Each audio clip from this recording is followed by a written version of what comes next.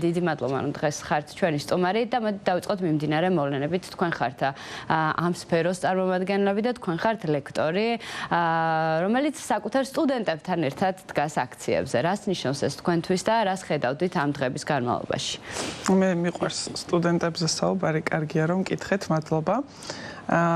ჩემ სტუდენტებთან ერთად ვდგავარ აქციებზე და რას ვხედავ არის ის, რომ ისედაც ვიცოდი როგორი კარგი თაობები გვყავს და კიდევ უფრო აღფრთოვანებული ვარ იმ უნარებით, რაც მათ გამოავლინეს აბსოლუტურად დამოუკიდებლად, აბსოლუტურად უფროსობის ჩართულობის გარეშე. თვითონვე დაორგანიზდნენ, შექმნეს პატარა ჯგუფები, რომლებიც შედგება ორი უფროსი და ორი უმცროს კურსელისგან. მე საუბარი მაქვს პირველ კურსელებზე, რომლებიც ეხლა ჩააბარეს სექტემბერში უნივერსიტეტში. არც უკითხავთ, არც რჩევა, არაფერი.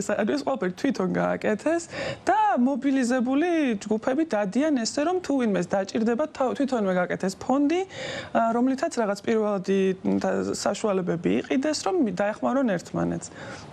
ასევე მოიწვიეს ტრენერი, რომელმაც დაატრენინგა პირველად დახმარებაში, ტოქსიკოლოგთან ჰქონდათ კონსულტაცია, რომ აბა როგორ დაეხმარონ და ეს ყველაფერი დაორგანიზეს პირველ კურსელებმა, რომლებიც 18 წლისები ზოგი არც არიან ჯერ და მე ამით ვარ აღფრთოვანებული და თვითონ აქციაზეც რო ხვდებით ხოლმე სხვადასხვა მარშებზე ვემთხოვით სამედიცინოზე არა ისე და აქეთ ცდილობენ რომ იზრუნონ ჩემზე, რომ დავუშვათ ჩაის მოგართვევთ ქალბატონო მარიამ და რაღაც და მე კიდე პირიქით მაქვს რომ მინდა რომ მე დავპატიჟო რამეზე, იმიტომ რომ იყინებიან და ცოდვები არიან და მოკლედ ეს რაღაცა ეს განწყობა ამ ახალგაზრდების დამარცხება ხო? მაგას ვამბობ ზუსტად, მე ისედაც ხომ ყოველთვის მომწონდა თავი, მაგრამ ეხლა ამას რო ვხედავ, საერთოდ გადარეული ვარ და გამორიცხული არ შეიძლება რომ ესენი არაევროპულ ქვეყანაში ცხოვრობდნენ, გამორიცხული. და მაგალითად ეგ თვითორგანიზების უნარიც როგორ აქვთ, არა ჩვენს შემდეგ თაობას უფრო მეტად შეგვიძლია ვთქვათ. კი, აბსოლუტურად დამოუკიდებლები ყველაფერი თვითონ მოაგვარეს და უბრალოდ ფაქტი შეგვატყობინეს, რომ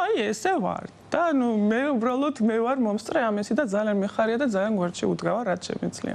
თქვენ როგორც ერთი წარმომადგენელი ამ სფეროს, სამედიცინო სფეროს გულისხმობ, როგორ უყურებთ იმ ერთიანობას, რაც არის თქვენ სფეროში, ვთქვათ, რამდენად მნიშვნელოვანი არის ეს ჩვენი ქვეყნისთვის? იცით რა არის, არსებობენ ადამიანები, რომლებიც მაინც გარკვეული მიზეზების გამო ვერ არიან ფიზიკურად იქ, მაგრამ ვიცი რომ სინამდვილეში იზიარებენ ყველანაირ ევროპულ იდეებს. მიხარია, მე თვითონ ამ მარშზეც ძალიან ბევრი ჩემი კურსელი, მეგობარი, ჯგუფელი, უფროსი, ყოფილი უფროსი და ასე შემდეგ ვნახე. მიხარია, იმიტომ რომ ინტელექტუალური სფეროა და ყველა ინტელექტუალური ადამიანი, ვინც მე ვიცი, ხდება აქციაზე. შესაბამისად, ეს განსაკუთრებით ჯანდაცვის სფეროში განსაკუთრებით მნიშვნელოვანი არის ამერიკული, ევროპული გაიდლაინები და უამისოდ გამორიცხულია, რომ რაიმე დადებითი ძრა იყოს ჯანდაცვის სექტორში. ამიტომ კარგად ვიაზრებთ, კარგად გვესმის ეს პასუხისმგებლობა და ვდგავართ იქ, სადაც უნდა ვიდგეთ. მოდი ამაზეც ვისაუბროთ, რადგანაც ამ თემას შეეხეთ, რას ნიშნავს განვითარებულ ქვეყნებთან კომუნიკაცია სამედიცინო სფეროს კუთხით, ჯანდაცვის სფეროს კუთხით საქართველოსთვის, ხო? იმიტომ რომ 28 ნოემბერს ირაკლი ყობახიძემ ისეთი განცხადება გააკეთა, თუმცა მიუხედავად ამისა, მანამდეც ვიცოდით ეს ყველაფერი, მანამდეც ძალიან კარგად ჩანდა მათი ქმედებები, თუმცა ამ განცხადებით უკვე ბევრი რამ ნათლად გამოჩნდა, ხო? რას ნიშნავს სამედიცინო სფეროსთვის ევროპასთან და ამერიკასთან ესე კომუნიკაციის გაწყვეტა? სულ სამედიცინო სფეროს თავი რომ დავანებოთ და უბრალოდ ნებისმიერი ადამიანი ავიღოთ, ვისაც რაიმე ჯანმრთელობის პრობლემა აქვს, თუ აქვს საშუალება, იდეალურ შემთხვევაში მიდის ევროპის რომელიმე ქვეყანაში. ამერიკა ცოტა ძვირი ამბავია და ამიტომ ძირითადად თურქეთიდან იწყებენ, თუ თურქეთი არ უკეთეს შემთხვევაში ევროპაში. გასაგებია, რომ ევროპული ჯანდაცვის სისტემა არის სტანდარტი ამ შემთხვევაში და ამერიკული ჩვენთვის და ყველანაირი კონფერენცია, ყველანაირი კონგრესი, ყველანაირი ახალი კვლევა, ახალი მედიკამენტები, განსაკუთრებით ჩვენ სფეროში ძალიან ბევრი კვლევები არის ანტიდიაბეტური, სიმსუქნის საწინააღმდეგო საშუალებების, ყველაფერი მოდის მაგედან, ან ამერიკიდან, ან ევროპიდან და შესაბამისად ამაზე უარის თქმა და დაბრუნება სადღაც 80-90-იან წლებში, არავის არ გვაწყობს. ვაქცინაციებით დავიწყოთ, მე სამ ენდოკრინოლოგიას რომ თავი დავანებოთ. ყველანაირი ადეკვატური მედიკამენტი იქნება თუ ვაქცინა შემოდის იქიდან, ამიტომ ცალსახად უმაგათოდ არაფერი არ გამოვა. რა თქმა უნდა. კი, მოდი, აი იმ თემასაც შევეხოთ, რაც არის აი ჩვენი გადაცემის ამ ბლოკის მთავარი თემა, სტრესი და ჰორმონალური დისბალანსი, ხო? იმიტომ რომ ვიცით, რომ ჰორმონალური დისბალანსი სტრესის ფონზე ხშირად ხდება ხოლმე, ვითარდება. აი რა შეიძლება, რას უნდა მივაქციოთ ყურადღება და როგორ მოქმედებს სტრესი ჩვენს ჯანმრთელობას? ჩვენ გვაქვს თავის ტვინში ეგეთი სტრუქტურა, რომელსაც ქვია ჰიპოთალამუსი, რომელიც ძალიან ბევრ რაღაცაზეა პასუხისმგებელი, ტემპერატურაზე, შიმშილზე, წყურვილზე, სქესობრივ მოთხოვნილებებზე და მათ შორის სტრესზე მთავარი მოპასუხეა, ასე ვთქვათ. როდესაც ადამიანი იმყოფება სტრესის ქვეშ, ეს იქნება მწვავე თუ ქრონიკული სტრესი, ჰიპოთალამუსის ჩართულებით ახლა მექანიზმებს აღარ მოყვები, გამომუშავდება ჰორმონი კორტიზოლი და უფრო ადრე გამომუშავდება ჰორმონები ადრენალინი და ნორადრენალინი, რომელიც ორგანიზმს ამზადებს სტრესისთვის. ანუ სტრესი ჩვენთვის არის გადარჩენისთვის სიცოცხლეს ემუქრება. ანუ ჩვენი ორგანიზმი ამას ასე აღიქვამს, სტრესი სიცოცხლეს უქმნის საფრთხეს და შესაბამისად მობილიზაციას უკეთებს, რომ რაღაცნაირად გადაგვარჩინოს. ამან გადაგვარჩინა და მოგვიყვანა აქამდე. ამ ჰორმონების საშუალებით ორგანიზმს იმ მომენტში, სტრესის მომენტში ხდება უფრო ფხიზელი, უფრო მოტივირებული, გულსისხლძარღვთა სისტემა უფრო მეტად იკუმშება, წნევა იწევს მაღლა, ადამიანი არის ფხიზლად, არის მომართული, ასე ვთქვათ, კუნთებიც არის ტონუსში, რომ თუ რაიმე ეს არის ფიზიკური სტრესი, ანუ ფიზიკური რაიმე ემუქრება მას საფრთხე ან მენტალური, რომ ამაზე რეაქცია მოახდინოს. ასევე ენერგიის რაოდენობა იმატებს სისხლში, შაქრის რაოდენობაც გლუკოზის მათ შორის იმატებს სისხლში და არასაჭირო პროცესები ითრგუნება. ანუ მაგალითად საჭმლის მონელება, შარდის წარმოქმნა, რა თქმა უნდა მიმდინარეობს, მაგრამ ძალიან თუნეთ. ანუ ამ შემთხვევაში ორგანიზმი და ჩვენი ჰორმონები პრიორიტეტებს ალაგებს, რომ რა არის საჭირო, რომ ამ წუთას უფრო იყოს მობილიზებული და ეს არის ნერვული სისტემა და კუნთოვანი გულსისხლძარღვთა სისტემა და დანარჩენი სისტემები ცოტა დუნეთ მოქმედებს აი ამ პერიოდში. ძირითადად ადრენალინი, ნორადრენალინი და კორტიზოლი აკეთებს ამას, რა თქმა უნდა, თავის ტვინიდან იმართება ეს ყველაფერი. როგორ მოქმედებს აი ჩვენ გულებაგანწყობილებაზე ჰორმონალური დისბალანსი, ვთქვათ? ჰორმონალურ დისბალანსს აი რა სიმპტომებზე შეიძლება რომ ვისაუბროთ?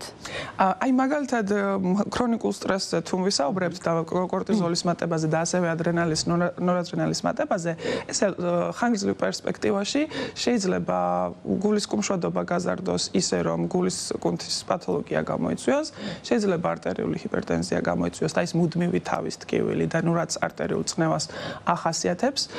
შესაძლებელია ადამიანის ხელი შეუწყოს რომ წონაში მოიმატოს, განსაკუთრებით მუცლის რეგიონში, ანუ მუცლის ცხიმს რასაც ვეძახით, კუნთების სისუსტე, ასევე ყველაზე ერთ-ერთი მნიშვნელოვანი არის რომ იმუნიტეტს აქვეითებს სტრესი, ეს ცნობილი ფაქტია და კარგად ვიცით და იმუნიტეტის დაქვეითება კიდე სხვა დაავადებების დამართვას ასევე უწყობს ხელს. ანუ ეს ადამიანი არა მარტო სხვა არაინფექციური, არამედ ინფექციური დაავადებების მიმართაც უფრო ადვილად მოწყვლადია და ადვილად შეიძლება დაემართოს.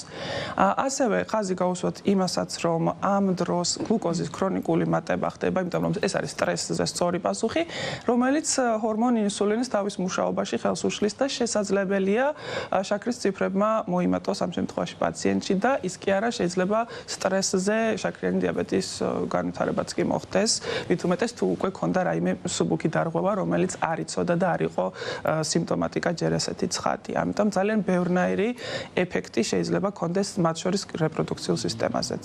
აი როგორ უნდა მოიქცეს ადამიანი, როდესაც სტრესის დროს უნდა რომ თქვათ თავიდან აირიდოს რაღაცა კონკრეტული ჰორმონალური დისბალანსი, ხო? უნდა გადაამოწმოს თუ არა, თქვათ რაღაცა კონკრეტული ვიტამინები, ან რა ანალიზები უნდა და ანუ გულისხმობთ რომ თუ სტრესში ვარ, როგორ მოვახდინო პრევენცია ჩემი დაავადებების. პირველ რიგში თუ გაქვთ რაიმე უკვე არსებული დაავადება, რომელიც იცით, ცალსახად შეგვიძლია ვთქვათ რომ ოდნავ გაუარესებს, ნუ დაავადებას გააჩნია, ამიტომ იმ დაავადების გადამოწმება, იმ ანალიზების გადამოწმება, რასაც ისედაც აკეთებ და ასევე უნდა გაიზომონ ხშირად წნევა, იმიტომ რომ შეიძლება იყოს ისეთი უსიმპტომო არტერიული ჰიპერტენზია, რომელსაც ვერ გრძნობდეს განსაკუთრებით ახალგაზრდა ორგანიზმში. ორგანიზმი შეიძლება ვერ გრძნობდეს. უმიზეზო თავის ტკივილები, აი ძალიან მოთენთილობა და დაღლილობა და უხასიათობა ახასიათებს და ეს შეიძლება ეს სტრესისაც არის, მაგრამ შეიძლება სტრესისგან გამოწვეული რაიმე ენდოკრინული დაავადების.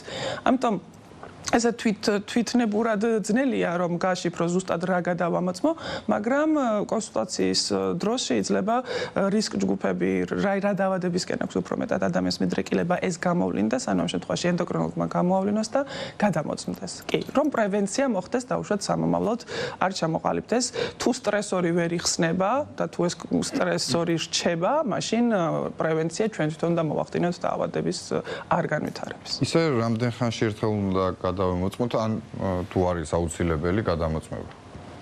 ანალიზის გაჩნი ამ შემთხვევაში ესე კონკრეტული რიცხვი და კონკრეტული თვე არ გვაქვს. არა, კონკრეტული თვე და რიცხვი კერპულს მოვიდავშოთ წელიწადში. აი მაგას ვამბობ მეც რომ ანუ სასურველია ხოლმე ჰორმონულ კლუბებს რომ ავიღოთ წელიწადში ერთხელ ან ორჯერ გაჩნია ხან მხოლოდ წელიწადში ერთხელ ხან შეიძლება ორ წელიწადში ერთხელ. სხვათა შორის ზოგი სკრინინგ პროგრამები გვეუბნება 5 წელში გადაამოწმეთ თუ რაღაც, მაგრამ 5 წელი ნამეტანი დიდი პერიოდია, იმიტომ რომ 5 წელში ყველაფერი შეიძლება მოხდეს. ამიტომ საშუალოდ წელიწადში ორჯერ ან ერთხელ იმის მიხედვით რა რისკ ჯგუფშია ადამიანი, ან თუნდაც ასაკობრივად სქესის მიხედვით რა საცხოვრებელი გარემო აქვს, ან ცხოვრობს თუ არა ამ სიტუაციაში, როგორც ჩვენ გენეტიკას მნიშვნელობა აქვს ამ შემთხვევაში და აუცილებლად ვითვალისწინებთ გენეტიკურ მიდრეკილებას კონკრეტული დაავადების მიმართ. აი თუ არის თქვათ არის ფაქტორი, ვისაც ფარისებრი ჯირკვლის პრობლემები აქვს თქვათ, როგორ უნდა მოიქცეს მსგავს სიტუაციაში? ფარისებრი ჯირკვლის პრობლემები თუ აქვთ, სტრესზე შეიძლება გამწვავდეს ცალსახად, განსაკუთრებით ჰიპერთირეოზი, რომელსაც ისედაც მსგავსი სიმპტომები აქვს, რაც სტრესს, ანუ შფოთვა, ტაქიკარდია, კანკალი და ადვილად გაღიზიანებადობა. ანუ ამ შემთხვევაში ეს ქრონიკული სტრესი კიდევ უფრო გამწვავებს სიტუაციას და შეიძლება მედიკამენტის დოზირების შეცვლა გახდეს საჭირო, ამიტომ ამ კუთხით აუცილებლად სასურველია რომ გაიაროს ადამიანმა გამოკვლევა ლაბორატორიული და კონსულტაცია. ასევე ჰიპოთირეოზის გამწვავებაც შეუძლია, რამდენადაც სტრესი თავის როგორც ფარისებრი ჯირკვლის ჰორმონები, ასევე სტრესული ჰორმონები იგივე სტრუქტურიდან იმართება, რომელიც წეღან თქვით ჰიპოთალამუსიდან. ამიტომ ცალსახად გავლენა აქვს ამასაც ფარისებრის ფუნქციას. შესაძლებელია რა იმ ყובה მოქმედებდეს, თქვათ, ან დადებითად, ან უარყოფითად სტრესის დროს ჩვენს ჰორმონალურ ბალანსზე, თქვათ და ასევე ჩვენს იმუნურ სისტემაზე. შეიძლება იმუნურ სისტემაზე განსაკუთრებით რამდენადაც აი ადამიანი არის სტრესულ სიტუაციაში დაუშვათ და სჭირდება ზოგ ადამიანს სტრესზე ემატება მადა, ხო? და ეს მადა რომ ემატება, გააჩნია ის მერე რას შეჭამს, ანუ შეჭამს დაუშვათ ჯანსაღად, მიიღებს იმ სასარგებლო ამინომჟავებს თუ იქნება მხოლოდ შოკოლადის იმედად, რომელიც კიდევ უფრო გამოფიტავს ამ ორგანიზმს. ამიტომ შოკოლადი ტყუილად არ ვახსენე, ადამიანებს აქვთ ეს რაღაცა დაჯილდოების სისტემა, ასე ვთქვათ, როდესაც ცუდად არიან ტკბილ პროდუქტებს მოიხმარენ, რომ კარგად იგრძნონ. და ენერგიასაც გმატებს იმ წამს. ენერგიას გმატებს იმ წამს, უბრალოდ ესე ხანგრძლივ პერსპექტივაში რეალურად არც ცილის სინთეზის, ანუ საჭირო არ ეხმარება მოკლედ ამ პროცესებს. ამიტომ ასეთ დროს სტრესი და ყובה დაკავშირებული არის. შეგვიძლია დავუშვათ, ჩავრთოთ რაციონში თხილეული, უფრო მეტად. ეს იქნება ნუში, ეს იქნება ნიკოსი, ეს იქნება ჩვეულებრივი თხილი თუ ქეშიო. ეს იმიტომ რომ არის ამაში ისეთი სასარგებლო ამინომჟავები, რომლებიც ბედნიერების ჰორმონს, დავუშვათ სეროტონინს ცოტას მოამატებს სისხლში.